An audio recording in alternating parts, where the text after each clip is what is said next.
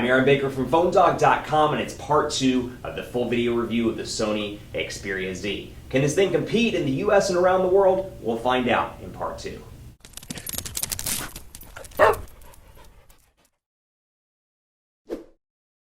It's part 2 of a full video review of the Sony Xperia Z, and obviously this device is not available in the US, but I hope it comes pretty soon because I think Sony has a great play here when it comes to an ecosystem. I've talked about it in part 1, talked about it in this one as well, or I'm going to talk about it in part 2. I guess you really don't know the future, so you can't tell if I'm going to talk about it, but I'm giving you a preview right now. I'm going to talk about the ecosystem because I think in 2013, the specs, we're kind of reaching a plateau when it comes to specs, and I think really importantly, it's going to be about the ecosystem. It's going to be about how you distinguish yourself amongst your software, not necessarily your hardware.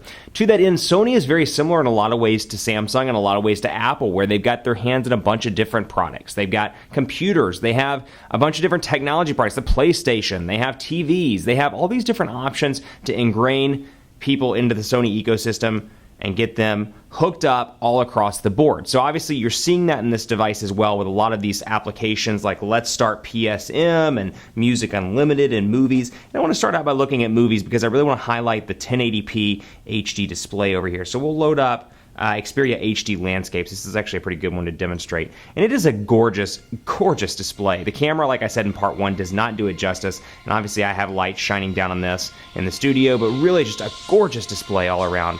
And let's see if I can fast forward because we're not going to watch the full minute. But just so you can see, and I'm going to bring it up close so you can take a look.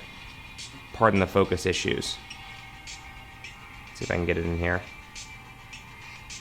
I mean, just a gorgeous display all around on this device. Really beautiful, and it's something that stands out, particularly after working with the Nexus 4 and being away from the Droid DNA for a while, working with the Nexus 4 or the One X Plus. It is a gorgeous display. Then you have an application like Social Life, and if you didn't catch part 1, what I'm doing is kind of walking through a lot of these different Sony applications so you can see the differences. Social Life is a lot like Blink Feed on the HTC One, a lot like Flipboard on the Samsung devices, and it basically aggregates all your content into one digestible application, and it has beautiful graphics and beautiful text to boot. So I can bring in my Facebook, my Twitter, for example, click on Twitter and you can see that, my news, I can go to TechCrunch, for example, and see that pop up right here. Featured, popular, I can add stuff if I want to, I can favorite things, and it really just gives me a nice clean place to grab all my info. So very similar to like what I was talking about in the challenge, the Nexus 4 challenge. I like Google Currents. This is kind of a similar Sony option in terms of the way the text looks, in terms of the way the information is placed,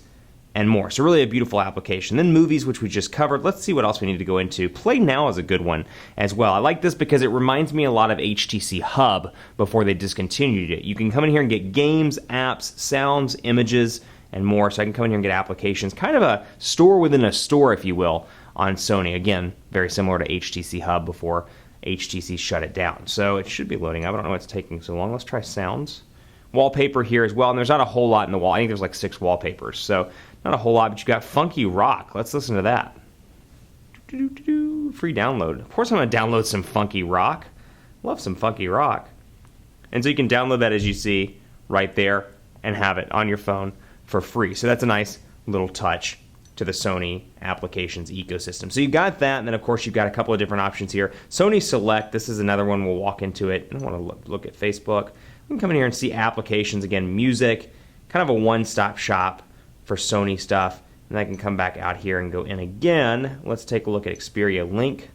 And you can link up from your tablet and PC using the network connection of this phone. So again, ecosystem is a huge play here for Sony. I imagine it to be an equally huge play if this device comes to the States, perhaps AT&T as the Xperia ZL or AT&T and T-Mobile, I hope, as the Xperia ZL. That's going to be a big play I think Sony's going to make in 2013. It's all about the ecosystem. So up here, you can see the physical battery percentage indicator as well, which I love, 20% remaining, which means we've got to hurry up and wrap this up before the battery dies. 13.1 megapixel camera here with 1080p HD recording. I'm just going to bring in a phone, bring in the HTC One X, and again, you can really see the quality of this camera. You can see how my hand is moving, very much real time.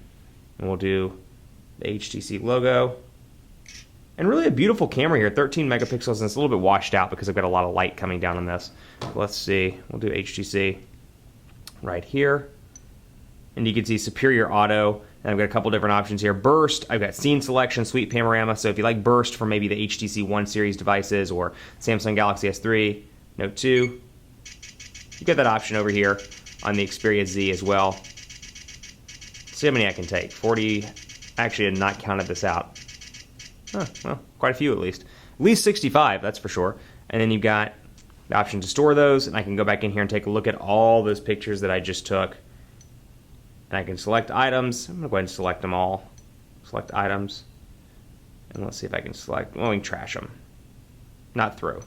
Throw away. You got the idea what I was trying to get at. So you got that. Camera's pretty decent overall. It's not as robust, or I should say, some of the features I prefer on the Galaxy S3 Note 2 series and on the 1 series as well. But still, 13.1 megapixels, really a beautiful image sensor. I'm looking forward to comparing this to the HTC One when it's available for review, because I want to see the difference between the cameras on both devices, because that's important for a lot of different people. But really a beautiful, clean image there. Let's take a look at a real image. And the flash did generate. That is not the best image. Let's see if we can get a better one. Let's do one with text if I can. Let's see. Pardon me while I come over here and do one on my notepad. And you can see what it looks like. So again, here we go. Upcoming dogfight, in case you were wondering. Xperia Z versus Nexus 4. Text is incredibly clean, easy to read. You can really see how it looks. Not a whole lot of noise until you zoom in. Really impressed overall with that image quality on the Xperia Z. Let's take a look at Quadrant Standard as well, load that up and see how this performs. Now, it has a 2,330 milliamp hour battery. It's non-removable, and I think for some people that may be an issue, road warriors, people that need to swap that battery out or charge on a regular basis. That said, grab a car charger, grab a spare charger. I've been relatively impressed with this. The standby time is incredibly impressive. Pulled it off the charger 2 days ago, and it was at 96%, if I recall. Left it in my briefcase overnight at home, took it back to work the next morning, and it was at like 92% or 91%. So impressive with the standby time. You know, overall on-screen time, not as good as some of the other devices on the market. And granted, I'm pretty spoiled by the Droid Razr Max HD and the Note 2 and these devices with these big 3,000 plus milliamp hour batteries.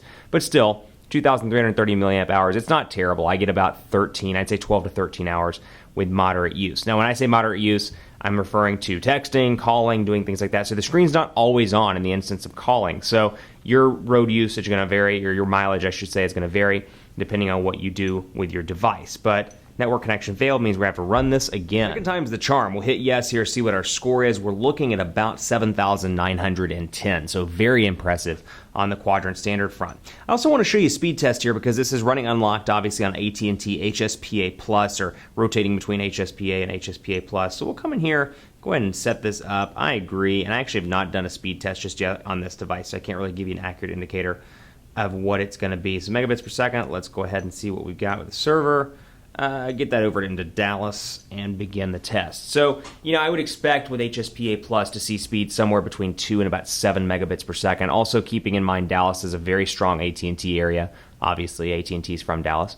But, you know, still, download speeds around there for HSPA Plus. Your mileage, again, is going to vary depending on your particular AT&T market, or if you're using T-Mobile or whatever the case may be with your device. But 6.24 megabits per second on the download here. Upload, we're looking at about 1 megabit per second. So it depends on where you're coming from. If you're moving from an LTE device and you're coming back to this, you're going to notice the speed slow down. If you're coming from another HSPA Plus device, or maybe an older device that's just running HSPA, you're going to be fine with the overall performance of this device. So 1.02 megabits per second. So decent speed numbers. Again, I would wait if you can for the Xperia ZL because you might get that LTE connectivity, and that would be very nice. Obviously, we have to test that and see if it actually works. I can't give it to you for sure, but what I will say is that it would be nice to have LTE on an unlocked device as opposed to HSPA Plus. Can't beat that.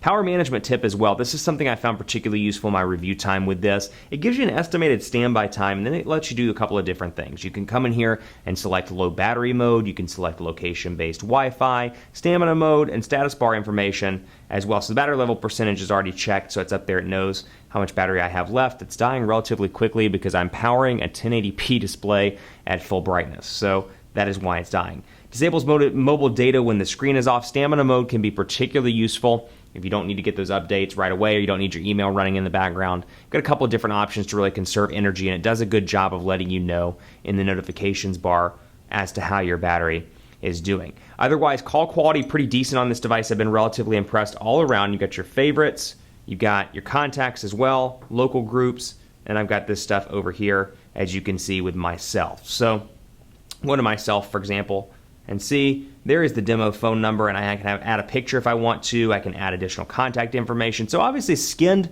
to look like Sony. This is Sony's UI at its finest, but still compare this to Timescape from 3 years ago or 4 years ago, and this is very much like stock Android. So again, big important stuff here. Great specs all around on this device, making it a contender against the Note 2, the Galaxy S3, the HTC One, all these different devices. Quad-core processor, gorgeous 1080p HD display, a nice camera, a more recent version of Android, still not the most recent, but a more recent version. And then you've got a decent battery as well. This is going to be a nice competitor. I hope it comes to the US because I really think, particularly in the States, Sony can leverage that ecosystem. If they can get this in the States on at least 2 to 3 carriers, and they can really market it well, market that ecosystem, say, hey, you got a PlayStation, you got a Sony DVD player, you got whatever, you should buy this too because the connectivity is going to be so amazing it'll blow your socks off. I think a lot of people will pay attention to that marketing message. Keep it locked on PhoneDog.com for continuing coverage of the Xperia Z. Overall, a really great device. I love the build quality. I just would like to see it in the US because I don't really get excited spending $780 on phones. Even if it is for work, even if it's going on the American Express business card, it still makes me sad to spend that much money, and I'm sure it does for you too. And so you want this phone at maybe $199 instead of $780. Keep it locked on PhoneDog.com for continuing coverage. Hit me up on Twitter as well, PhoneDog_Aaron, Facebook, Facebook.com/HiAaronBaker, and let me know what you think of the Xperia Z. More to come. Dogfights are on the way. Stay tuned to the site for continuing coverage, and as always, we'll see you next time.